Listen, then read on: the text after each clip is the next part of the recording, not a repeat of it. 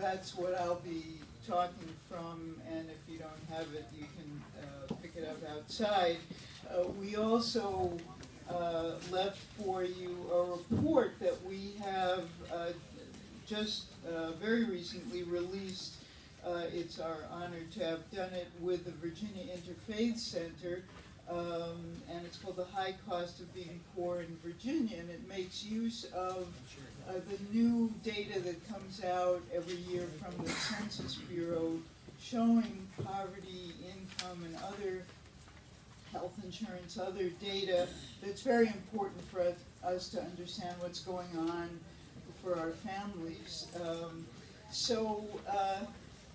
I have to laugh a little bit because in the handout that you have about TANF, tells you a little about the Coalition on Human Needs, which is a kind of we take nonprofit to an extreme. So we don't have a lot of money, and I cheaped out and I did it in black and white, not really thinking about the fact that some of the graphs, it kind of helps to know what the colors are. So here's what I promise.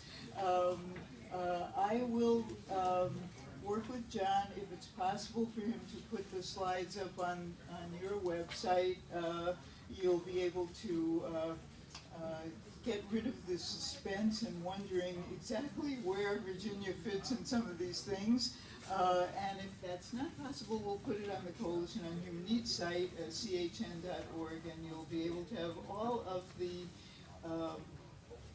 suspense taken out as to which spot Virginia is, and some of the other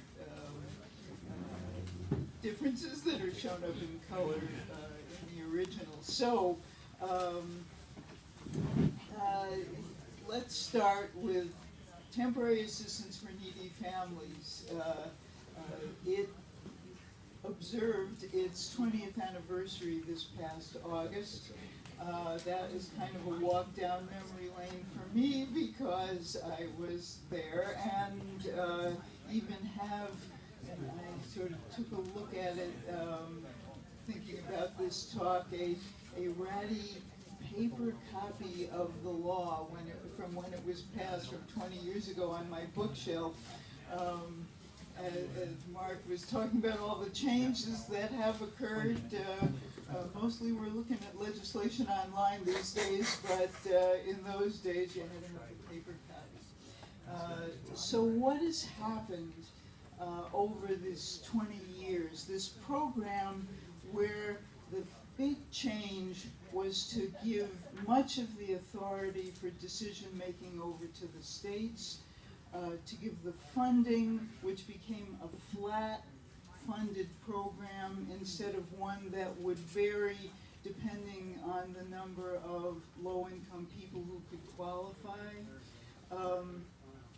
And a lot of the incentives of how states would operate were changed. And a lot of the outcome of that was not too good. That whereas before the law took effect, 68 out of every 100 poor families with children did get help from the previous program, which was called Aid to Families with Dependent Children. Now it's down to about 23 families out of every 100 getting help from that program. And that 23 poor families, so ones that would be expected to qualify. In every state,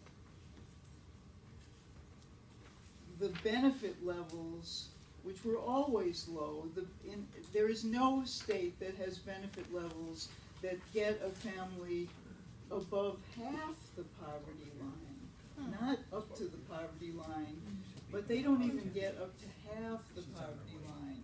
And in a minute I will shower praise on Virginia for, because of your work, helping to increase benefits, but they are still very low.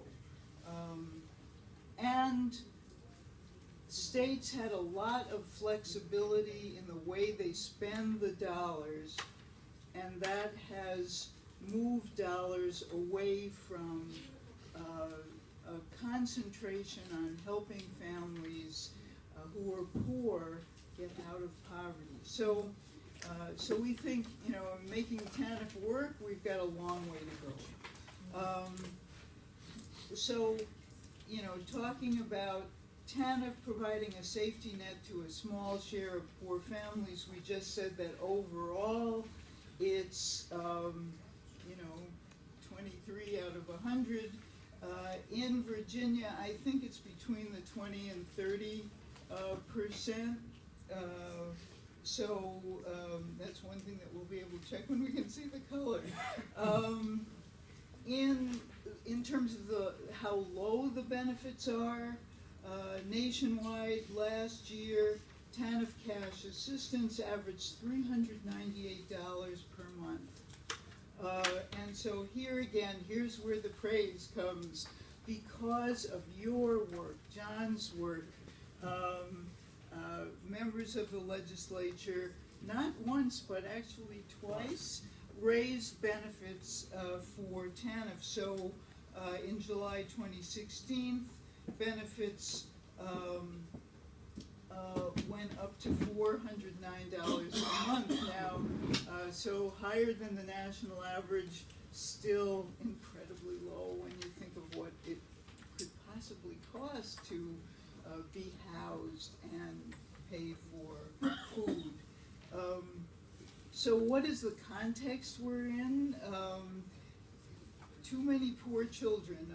The report that we have includes the graphic that you can see in the slides, showing not only a lot of poor children. Children are the most disproportionately poor age group in the population, but as won't surprise you, tremendous disparities along racial and ethnic lines. So Virginia has a little less poverty than the national average, but still nearly 29% of African American children are poor in Virginia, almost 19% of Hispanic or Latino children poor in Virginia, as opposed to about 10% of white children.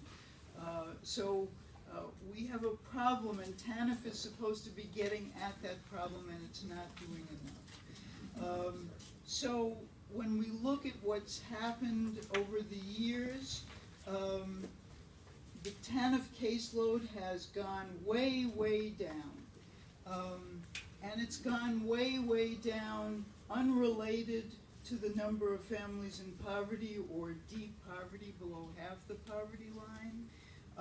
To the extent that even one of the architects of the program, a guy named Ron Haskins, who now works at Brookings but used to work with the House Republicans in terms of doing this program 20 years ago, he has unhesitatingly said on many occasions that TANF is not working the way he expected it to if the caseload would not rise at a time of, say, the Great Recession or rising unemployment, and it's not. Well, the